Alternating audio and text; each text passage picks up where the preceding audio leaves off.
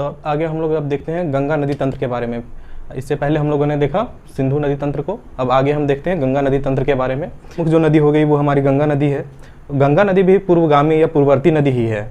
बाद में जब हिमालय का उत्थान हुआ तो इसने अपना रुख या अपना मुँह मोड़ लिया और ये नीचे की ओर बहने लगे थे। तो गंगा नदी का जो उद्गम माना जाता है वो मुख्य रूप से भागीरथी नदी को माना जाता है। जो भागीरथी है वो आपका गंगोत्री जो ग्लेशियर है वहाँ पे गोमुख है, तो गोमुख से निकलती है गंगोत्री से भागीरथी नदी, और आगे आकर के उसमें एक और नदी मिलती है वो है अलकनंदा। तो जब अलकनंदा और भागीरथी मिल जाती है इसके बाद इसका नाम गंगा पड़ता है। तो जो भागीरथी और अलकनंदा आपका है वो आपका मिलता है आकर के देवप्रयाग में। तो देवप्रयाग ये क्वेश्चन पूछा भी गया है कि अलकनंदा और भागीरथी कहाँ पे आकर के मिलती है, तो वो देवप्रयाग हो गया। या तो पूछेगा कि गंगा नदी के जो जिससे दो मिल करके बनी है दो धाराएं वो कौन कौन सी हैं, तो वो आपका भागीरथी और अलकनंदा है। उसके बाद गोमुख जो है, गोमुख से कौन सी नदी निकलती है, या जो गंगोत्री है तो वहाँ से भागीरथी निकलती है, जो देवप्रयाग में आकर के अलकनंदा से मिलने के बाद उसका नाम गंगा पड़ता है।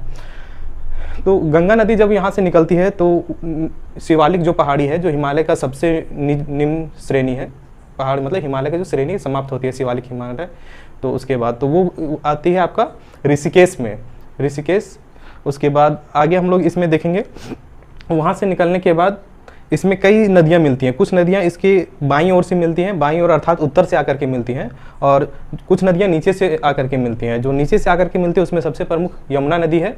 ये भी हिमालय के ही ग्लेशियर से निकलती है, यमुनोत्री से। आगे हम उसके बारे में भी देखेंगे। तो गंगा यहाँ से निकलने के बाद ये जो गंगा और यमुना है वो प्रयागराज जो है, अभी पहले इलाहाबाद था, वहाँ पे ये दोनों नदी का संगम स्थल माना जाता है। और वहाँ से फिर आगे बढ़ते हुए ये पश्चिम बंगाल में फरक्का बांध एक है, तो फरक्का डैम के पास से वहाँ से कई भागों में विभक्त हो जाता है, जिसमें से एक हुगली नदी या भागीरथी नदी वहाँ भी है। तो वो जो हुगली नदी है वो पश्चिम बंगाल में होते हुए बहती है, और उसका जो मुख्य धारा है गंगा की वो बांग्लादेश में चली जाती है, जिसे वहाँ पे पद्मा नाम से जाना जाता है। तो इस प्रकार से जो हमारे गंगा नदी है इसकी कुल लंबाई जो है भारत में वो है 2525 किलोमीटर। 2525 किलोमीटर जो हमारी है भारत में इसकी कुल लंबाई है गंगा की यहाँ तक के। अब हम लोग आगे इसका देखते हैं कि सहायक नदियों के रूप में। अच्छा, इसके किनारे कौन कौन से शहर बसे हुए हैं, ये भी बहुत महत्वपूर्ण क्वेश्चन है, हम पिछले क्लास में भी बता रहे थे आपको। तो जो महत्वपूर्ण शहर है इसमें, तो आपका स्टार्टिंग तो वहाँ उत्तराखंड में जो है वो आप देख लीजिएगा। उसके बाद जब नीचे उतरेगी तो जो इसके मुख्य शहर आ जाते हैं उसमें कानपुर हो गया आपका, कानपुर के बाद आपका यहाँ पे बनारस हो गया, बनारस के बाद आपका प्रयागराज जो इलाहाबाद है वो हो गया, पटना हो गया, पटना के बाद अगर हुगली नदी के किनारे वहाँ देखेंगे तो कलकत्ता हो गया। तो ये सारे मुख्य शहर हैं जो गंगा नदी के किनारे बसे हुए हैं, और कुछ जो छूट रहा होगा आप भी एटलस से उसको देख लेंगे।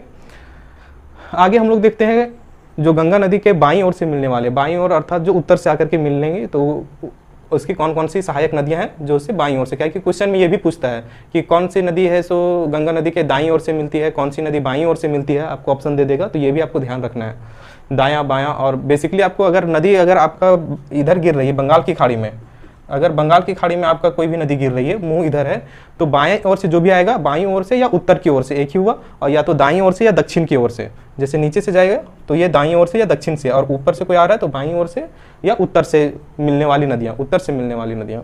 तो इसमें से उत्तर से मिलने वाली नदियों में से सबसे पहले हम लोग देखेंगे रामगंगा के बारे में। तो रामगंगा जो है आप ये आपका उत्तराखंड से ही निकलती है, उत्तराखंड के ये आपका नैनीताल से निकलती है और कन्नौज में आकर के मिल जाती है। यूपी में पड़ता है आपका कन्नौज शहर, तो वहाँ पे आकर के ये मिल जाती है किसमें, गंगा नदी में। इसकी कुल लंबाई 696 किलोमीटर है आपका रामगंगा का। इसके किनारे बसा हुआ शहर में आपका मुरादाबाद भी है, रामगंगा के ही किनारे बसे हुआ है। दूसरा हम लोग देखेंगे जो है वो आपका शारदा नदी, शारदा या काली गंडक जो है ये नदी है, ये शारदा नदी का यहाँ पे जो है बताया, ये क्वेश्चन भी पूछा हुआ है कि कौन सी ऐसी नदी जो भारत और नेपाल, जो आप लोग देख रहे होंगे कि ये पोर्शन आपका नेपाल का है और ये इंडिया है, तो इंडिया और नेपाल के बॉर्डर पे पूछेगा कि कौन सा नदी है, तो वो आपका शारदा नदी है। और इसका दूसरा नाम आपका काली गंगा भी के नाम से भी इसको जानते हैं। तो ये आपका शारदा नदी हो गया। ये निकलती है आपकी मिलाम हिमनद एक है, कुमायूं जो हिमालय का जो डिवीज़न किया गया उसमें कुमायूं हिमालय एक है, उसके मिलाम हिमनद से निकलती है। इसमें एक और इम्पोर्टेंट चीज़ है जो अयोध्या है, अयोध्या किस नदी के किनारे बसा हुआ है, तो अयोध्या जो आपका है वो सरयू नदी के किनारे, और सरयू नदी जो है, सरयू नदी इसी की सहायक है, शारदा नदी की सहायक नदी है सरयू, मतलब सरयू नदी आकर के शारदा नदी में ही मिलती है। और आपका जो शारदा नदी है वो डायरेक्ट आपका आकर के गंगा में नहीं मिलती है, वो आगे जाकर के घाघरा में मिल जाती है। सरयू नदी जो यहाँ से आती है उसके बाद आकर के घाघरा में मिल जाती है, घाघरा नदी में, और घाघरा फिर आगे आकर के आपका यहाँ पे गंगा में मिलती है। तो आगे हम लोग देखते हैं घाघरा नदी के। तो घाघरा नदी है वो आपका नेपाल से निकलती है और इसकी कुल लंबाई आपका 1080 किलोमीटर है, और ये गंगा में आकर के यूपी में, ये भी आकर के यूपी में ही मिलती है, उत्तर प्रदेश में। आगे हम लोग देखेंगे गंडक के बारे में। तो गंडक जो है ये भी आपका नेपाल से ही निकलती है। जितना भी इधर से जो बाईं ओर से निकलने वाली है सब नेपाल या तिब्बत से होकर होते हुए आएंगे और गंगा में मिलेंगे। तो इसमें आपका जो गंडक है ये आपका 425 किलोमीटर है इसका, इंडिया में इसका लंबाई, और ये भी आपका आकर के बाईं ओर से या आकर के इसमें मिलती है। एक नदी और हम लोग को यहाँ पे छूट रहा है, वो है गोमती नदी। तो गोमती नदी भी आपका नेपाल से ही निकल के आकर के गंगा में मिलती है, और गोमती नदी के किनारे जो आपका बसा हुआ शहर है वो है लखनऊ। आप याद रखिएगा कि लखनऊ जो है वो गोमती नदी के किनारे बसा हुआ है। चलिए आगे हम लोग देखते हैं कोसी नदी के बारे में। तो कोसी भी आपका ये उद्गम स्थल इसका आपका तिब्बत में है, तिब्बत से नेपाल होते हुए ये भी बिहार में पहुंचती है, और कोसी को ही बिहार का शोक के नाम से जाना जाता है, क्योंकि हर बार ऐसा होता है कि बिहार में जब भी बरसात का टाइम होता है तो जितना भी वहाँ का पानी बह करके कोसी का आता है वो बाढ़ लेकर के आता है अपने साथ, और उस बाढ़ के कारण ही उसे बिहार का शोक भी बोला जाता है। ये भी आपका पटना के आगे थोड़ा सा जा करके वो मिलती है गंगा में आपका। तो ये सारी नदियां जो थी वो गंगा नदी में आपका बाईं ओर से आकर के मिलने वाली या उत्तर से आकर के मिलने वाली सहायक नदियां थी। अब हम देखेंगे कि जो गंगा नदी से दक्षिण से जो जाकर के मिल रही हैं उनमें से जो प्रमुख नदियां हैं उनके बारे में। तो उसमें से सबसे प्रमुख जो हमारा है वो है पहला यमुना नदी। तो यमुना नदी के बारे में हम लोग आगे देखते हैं। तो यमुना जो है आपका वो निकलती है बंदरपूंछ, एक जगह है बंदरपूंछ जगह है, वहाँ पे यमुनोत्री ग्लेशियर है। तो यमुनोत्री ग्लेशियर से ये निकलती है, और ये आपका दिल्ली होते हुए, आपको ये क्वेश्चन भी पूछा जाएगा कि दिल्ली किस नदी के किनारे है, तो वो आपका यमुना नदी के किनारे है। जैसे अरावली पर्वत का श्रेणी यहाँ तक गया हुआ है, तो इसका जो इस साइड का अरावली पर्वत का जो आपका दाहिने साइड से वो पूरा इसका सहायक नदी, और ये यमुना नदी बही हुई है। तो यमुना नदी में ये दिल्ली यहाँ देखनी है, दिल्ली के बाद आपका आगरा हो गया, आगरा के बाद मथुरा हो गया, ये सारा इसी के किनारे यमुना नदी के किनारे बसा हुआ है। आगरा मथुरा होते हुए ये आपका फिर कहाँ जा करके प्रयागराज में, प्रयागराज या इलाहाबाद, वहाँ पे जाकर के ये वहाँ पे इसका संगम हो जाता है या मिल जाती है वहाँ पे। लेकिन इस बीच में बहुत सारी ऐसी जो प्रायद्वीपीय पठार से निकलने वाली नदियाँ हैं ये आकर के इसकी सहायक नदियाँ बनती हैं यमुना का, जिसमें से सबसे प्रमुख हम लोग देखेंगे कि ये चंबल नदी है।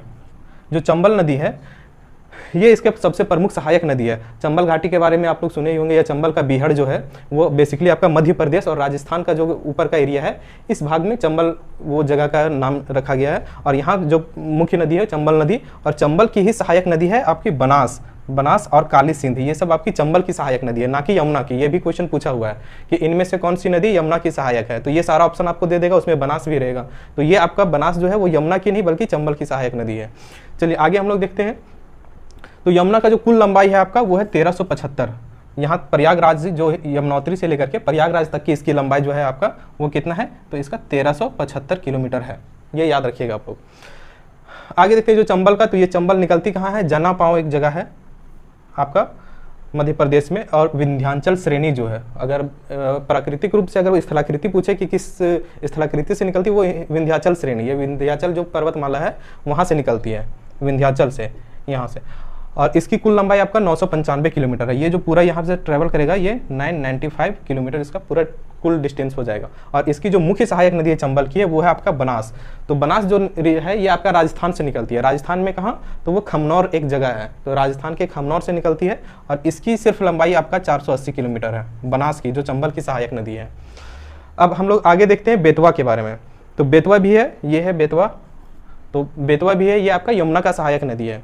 बेतवा को एक और नाम से जाना जाता है, उसको वेत्रावती भी बोलते हैं, बेतवा को वेत्रावती भी बोलते हैं। और इसका जो उद्गम स्थल है वो कुमरा गांव है। कुमरा गांव आपका ये मध्य प्रदेश से निकलता है, कुमरा गांव से, जो विंध्याचल श्रेणी है। विंध्याचल श्रेणी आप इसका जब फिजिकल पढ़ाएंगे तो उसमें आपको हम बताएंगे विंध्याचल श्रेणी, सतपुड़ा और इधर कैमूर की पहाड़ी, अमरकंटक, ये सारा आपको आगे बताएंगे।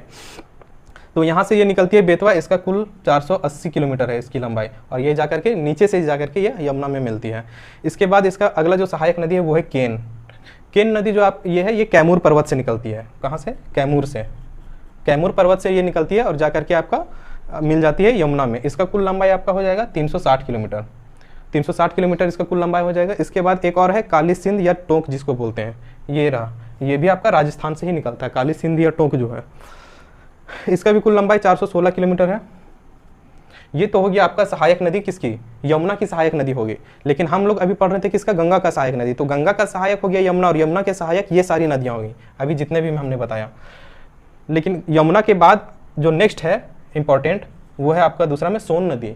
ये सोन नदी इसलिए इंपॉर्टेंट है, ये भी निकलती है आपकी प्रायद्वीपीय पठार से। ये जो सोन नदी है आपका, ये भी प्रायद्वीपीय पठार से निकलती है।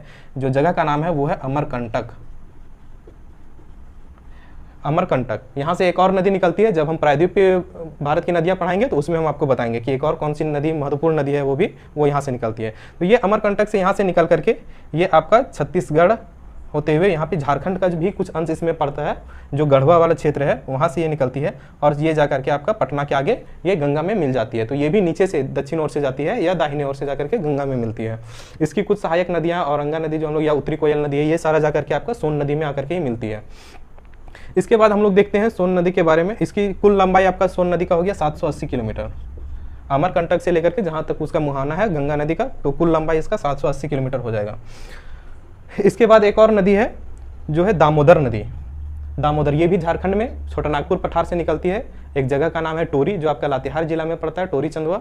तो वहाँ से ये निकल करके, और ये जा करके आपका हुगली नदी जो है, इसी का जो गंगा नदी का हम बताए थे कि आगे जा करके वो कई हिस्सों में बढ़ जाती है, उसमें से एक हुगली नदी है, उसमें जा करके ये मिलती है दामोदर नदी। और इसकी सहायक नदी है कई सारी हैं। आपके आसपास भी अगर आप स्थानीय है यहाँ के झारखंड के, तो आपको भी पता होगा जो बराकर नदी है, कोनार नदी है, बोकारो रिवर है, ये सारा जा करके आपका मिलती है कहाँ पे, तो सब दामोदर में मिलती है। दामोदर यहाँ की प्रमुख नदी है झारखंड की। और झारखंड से निकलने के बाद ये आपका पश्चिम बंगाल चली जाती है, जिसपे सबसे पहले और सबसे बड़ा परियोजना जो है डीवीसी का, दामोदर वैली का, वो हम जब नदी घाटी परियोजना पढ़ाएंगे उसमें आपको डिटेल से बताएंगे। तो इसकी कुल लंबाई जो है 541 किलोमीटर है। मतलब कि झारखंड में जहाँ से निकलती है पश्चिम बंगाल तक पूरा जो ट्रैवल करती है, तो उसका कितना है 541 किलोमीटर। आप लोग के लिए एक टास्क है आज का कि आप ये कमेंट कीजिएगा कि झारखंड में कितनी है उसकी कुल लंबाई दामोदर का।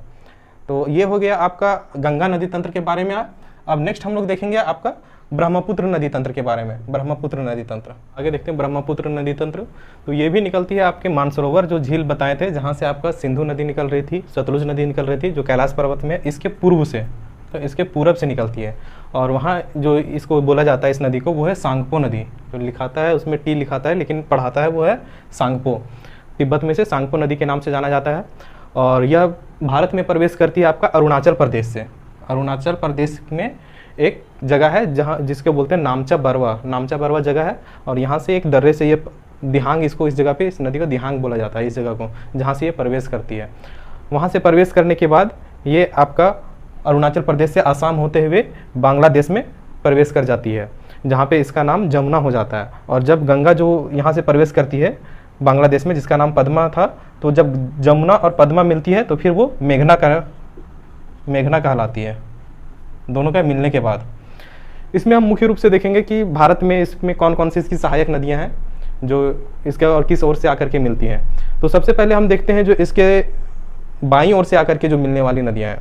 तो बाईं ओर से आकर के मिलने वाली नदियों में जो आपका सबसे इंपॉर्टेंट है, उसमें से देखते हैं। जो पहला है आपका वो है दिबांग, जो बायां ओर से आकर के मिल रहा है, यह है दिबांग। दिबांग आपका अरुणाचल प्रदेश में ही है, जो आकर के इसमें मिलती है। दूसरा है लोहित, और तीसरा है धनश्री। तो ये तीनों नदियां जो है इसकी बाईं ओर से आकर के मिल रही हैं। अब हम देखेंगे इसकी दाईं ओर से कौन कौन सी नदी आकर के मिल रही है। तो इसकी दाईं ओर से आपका जो आकर के मिल रही है वो है सुबनसिरी, ये हुआ आपका सुबनसिरी। उसके बाद मानस, मानस जो आपका असम में है, मानस नेशनल पार्क भी है। तो सुबनसिरी, मानस और तीस्ता।